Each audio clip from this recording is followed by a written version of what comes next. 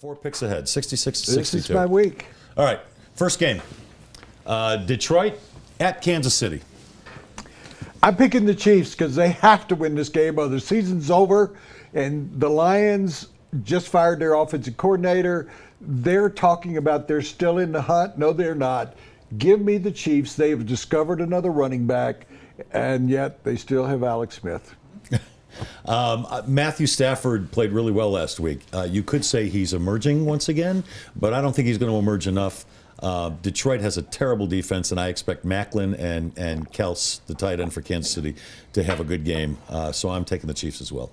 Who you got in the Bucks versus the Falcons? This game's in Atlanta. I think we found out last week that the Falcons are not the juggernaut we thought they were, but they're still a pretty good team, and they're really good at home. And Tampa Bay's just not very good, so I'm taking Atlanta here. I'm picking the Falcons because the Bucks are arguably now the worst team in football. With Houston and with Jacksonville, you can throw them all in the sack and throw them in the water. I take the Falcons. They got a great offense. They've got a great running back who's emerged this year. They've got the best, one of the 3 or 4 best wide receivers in the league. And Yep. they got the Iceman. So. All right, Arizona at Cleveland. Oh, give me the Cardinals. I'm right on the cusp, based on what I see on Sunday night, of picking the Cardinals to go to the Super Bowl. I just love Bruce Arians. Arians. Get him confused with the old U.S. soccer team coach. Arenas. Yeah. Bruce Arena. Yeah. So the Browns aren't any good. They're busy talking about why they should have cut or should have suspended. They're blaming the NFL why they didn't suspend Johnny Manziel. They're a mess. Give me the Cardinals. My only problem with Arizona is they're a good team on both sides of the ball. They're having trouble closing out even bad teams. I think they're going to close out Cleveland. I think Chris Johnson, where did this come from? Chris Johnson doesn't look like the Chris Johnson who went for 2,000 yards, but he's running the ball really, really well. Carson Palmer and a bunch of good receivers. And Cleveland stinks, so I'm taking Arizona. 49ers at the Rams. Look, the 49ers' best offensive weapon these days is Hyde, the running back, but the Rams are so good defensively against the run.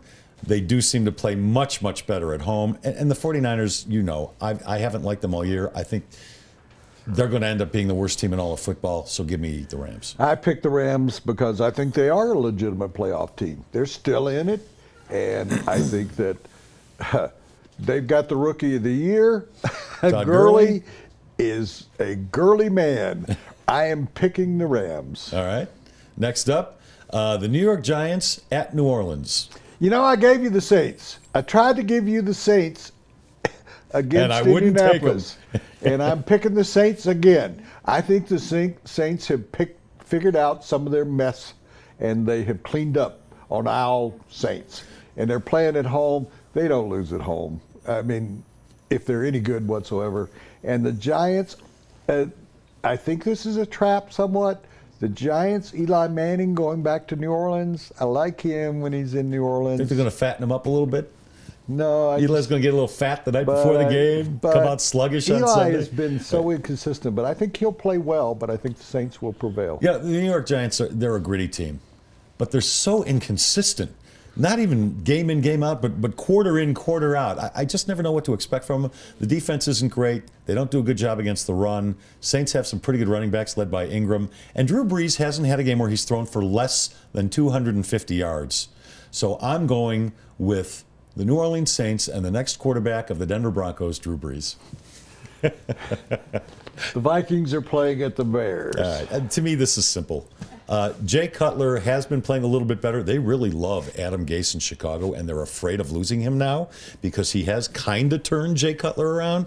But Jay Cutler had a couple good games against really mediocre and bad teams. The Vikings are better up and down the roster. They've got Adrian Peterson. Bridgewater's playing well. Bears have a lousy defense. Give me Minnesota. Talia, we've agreed on every pick so far, I think. Have we? Yeah. Not doing it now. on purpose. Not anymore. I'm taking the Bears. I think they have. I couldn't like convince the you. Saints. Huh? I think like the Saints, they've figured out some stuff. The Cutler's playing better. Forte's having a good year. The defense is not any good. I like Bridgewater. I like Peterson to get a lot. I think it's going to be up and down the field. I think the weather's probably going to be crappy. I think the Bears went on a field goal, and they finally get themselves a little bit straightened out. Okay, next up, San Diego at Baltimore. This is an interesting game. I'm going to take Baltimore. They've lost 5 games. In all 6 of the games, they've been either driving for the tie or the win. We saw it in Denver. I think the Ravens are finally going to get over the hump. San Diego's not very good. They lost at home to Oakland. Phillip Rivers may throw for another 500 yards. The Ravens' defense is not great, but I think Flacco's got to get this one. They're not that bad a team. Well, you made mention of why I'm taking San Diego. The Baltimore defense is not very good. In fact, it stinks, and it stinks against the pass. We saw what Phillip Rivers did against the Green Bay Packers, throwing for over 500 yards, and I believe he'll throw for a lot of yards against Baltimore. So another different one. Yeah, I'm taking San Diego. Bengals at the Steelers. I've been going back. I think this is the game of the weekend outside of the Broncos and Packers. I love this game. I'm going to watch this game. Big Ben is back, and they've got a lot of offensive talent, but the defense is still shaky. I still think, though, at home against a team they almost never lose to, Cincinnati. Cincinnati blows a tire every time they play against a big game against a team from their division, and certainly against Pittsburgh. I'm going with Big Ben and the Steelers. I was hoping Les would go with the Bengals because I'm taking the Steelers. Big Ben has looked like a caged tiger on the sidelines. He is, you see guys that are hurt, and you don't see him at the game, you don't see him on the sideline. Really, think about it. Yeah. He's been there looking at his iPad, talking with whoever's playing quarterback. He wants to play so badly. He was playing well before he got hurt. He'd made those, we're going to score 30 points a game. This is a tough game to call because Cincinnati is good. Yeah, they look like a different Cincinnati team. Pittsburgh wins. Yeah. All right. Next up.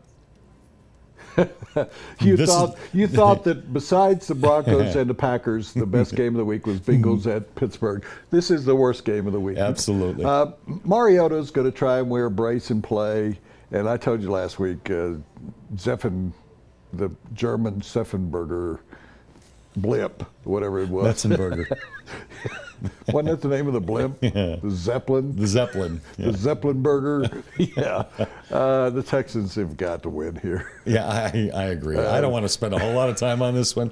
I worry a little bit that J.J. Watt isn't healthy and Jadeveon Clowney didn't practice a lot this week. Yeah, and they're terrible. Yeah, but and they don't have a backup quarterback. But Hoyer didn't look bad last week. I worry that Arian Foster isn't around. I mean, this is a game where who gives a damn? Give me Houston. All right, the New York Jets at the Oakland Raiders. It's a tough one because the Jets have proven to be, their last game, they played a perfect game. They threw a perfect game, I thought. Yeah, against a near-perfect team, though. I think the Jets going to win this game. I like Ryan Fitzpatrick. People don't. A lot of people don't like him. I like him. I think the Raiders are not quite there yet. They won in San Diego, but I think that was more about San Diego than it was the Raiders. But I like what the Raiders are doing. As much as I've hated the Raiders in the past, but all the guys I hated are gone, dead. I'm going to pick the Jets in this. I don't think the Raiders. I think the Jets are as good, almost as the Broncos, defensively, and they're better than the Broncos offensively up to now. And the Broncos won there, and I didn't think much of the Raiders really that day. The Jets have done a great job against just about all quarterbacks this year, even against Tom Brady. He didn't throw a couple touchdown passes until very, very late in the game. So good or bad quarterback, the Jets have been really good. And guess who's covering Oakland's Amari Cooper this weekend? Darrelle Revis. I think the Jets stymie Oakland. I'm taking the Jets on the road. Seahawks are at the Cowboys. This one scares me a little bit. For some reason, whether it's Matt Castle or Brandon Weeden, it's in Dallas, and I'm thinking they might be able to keep this game close. But I still, and the Seahawks are not a good road team, we know, but I still think Seattle, that defense against a bad quarterback, whether it's Weeden or Castle, is going to come out with the win, so I'm taking Seattle. And I'm taking the Seattle Seahawks also. The Cowboys will have Dez Bryant back, but guess what? As much as you dislike Alex Smith, I dislike Matt Castle a lot more. He's easier to dislike. Thank God, in life, Matt Castle was not able to be acquired by Josh McDaniels. Because you talk about the train wreck we had here in Denver, Colorado, it would have been worse than when they had that place out by the airport, Stapleton. What was that called? That area out there? That was where they dumped all the Rocky Flats. Rocky Flats. Rocky Flats. They cleaned up. You couldn't have cleaned up the Denver Broncos if Matt Castle were here. Give me the Seahawks. And finally, Packers and Broncos. Can I tell you something? I've been trying to talk myself into the Broncos all week long, and I just don't trust it. And I'm going to repeat myself, but until I see a better effort from the Broncos offense, I just can't take them against such a good team, a team that is more of a complete team than the Broncos, the Green Bay Packers. So I'm taking the Packers. The score in the Super Bowl 32 was Broncos 31, Packers 24. It's going to happen again. The Broncos are, and people go, well, they can't score 31. They scored 31 in Kansas City. They're going to break out. I believe. Offensively, they're going to break out? Yeah, I believe enough in what this coaching staff can do. I think Wade Phillips might have come into the offensive and said, guys, I was a head coach. Here, let me help you out with what you need to do over here. Wouldn't you do that if you're Wade? You know, I kind of got my stuff taken care of. I don't know about Here, that. Let me help you out a little bit. Well, Wade was a head coach. They've got a bunch of head coaches that are, not bunch. They've got several guys that have been head coaches and coordinators. Greg Knapp's been a coach. I think that the bye week, they figured it out, put him in the shotgun, as you've maintained, put him in the hurry-up offense, no huddle. Move the tight end around. I know they're going to do that. I'm just certain they're going to do that. Get Bubba Caldwell into it. Concentrate more on pass blocking and less on run blocking. Okay, guys, we're a better pass blocking team. Broncos got this, and there is the edge. Pat Bowlen. And Pat Bowlen's not going to be there. They're not expected to be there. He's not going to be there. I know that for a fact. He's not going to be there. I think the crowd's going to be emotional.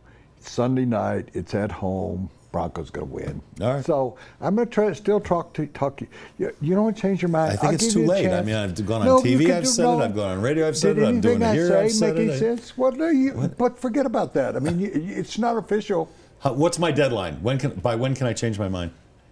Either by 3 o'clock or today, or before the game starts. If you come over to me, I can tell people on Monday you changed your mind. You better email me. But you can't wait till like 3 series in, Les. Okay. This is not a highlight match. I tell you what, I will give it a lot of thought, and I will. If I change my mind, I will let you and tell you. And you'll know before kickoff on Sunday night. And you'll put it on Twitter that you've changed your mind. I will. I will do that. And the 7 people will know. And that segment was brought to you by Elway Cadillac of Park Meadows. Go to buy a car. What do you really want? You probably want a lot of cars to choose from.